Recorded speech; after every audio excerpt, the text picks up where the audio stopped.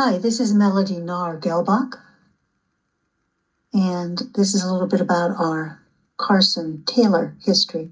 About 20 years ago, Ab Carson and his daughter Lori visited with my mother and gave them some historic documents, including this letter that you see the top of here.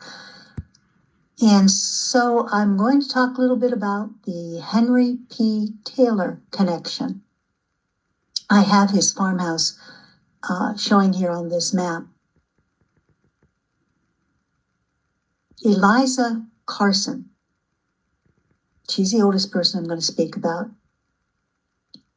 She had a daughter, Kate Carson. Kate had a son, George Carson.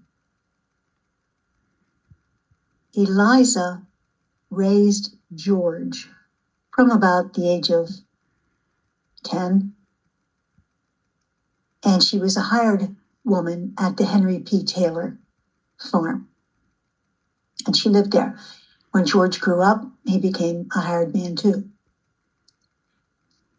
Not far away, on another Taylor property, Orpha Mitchell, at age 13, became a hired girl. She and George got married. Orpha actually was a Taylor, even though her parents weren't married. Her grandmother was a first cousin of Henry P. Taylor. So back to George Carson and Orpha Mitchell getting married. They had their first child at that farmhouse. She was born there. That was my mother's grandmother. And my mother, Ruth Kaufman Nahr, and Ab Carson are cousins. It's really sad. Ab was buried today.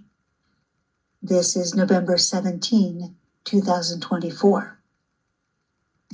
And I took my mother up Carnegie Road to show her what I found just recently.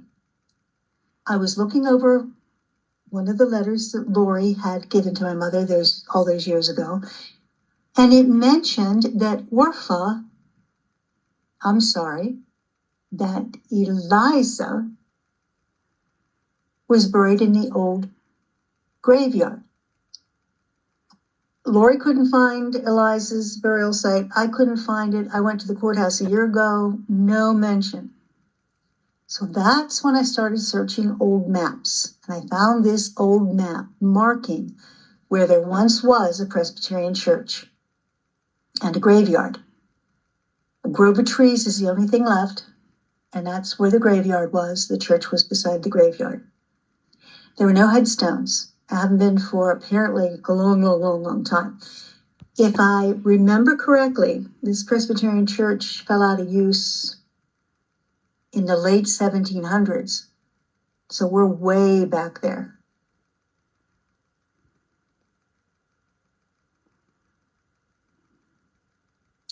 Don't know why Orpha didn't have a gravestone. I'm sorry, I did it again. Eliza is Orpha's mother-in-law. Eliza probably died before 1900. I don't have the exact years. Burials and deaths didn't need recorded until after the turn of the century. But I'm still surprised if she's buried there that there wasn't a gravestone at some point placed there.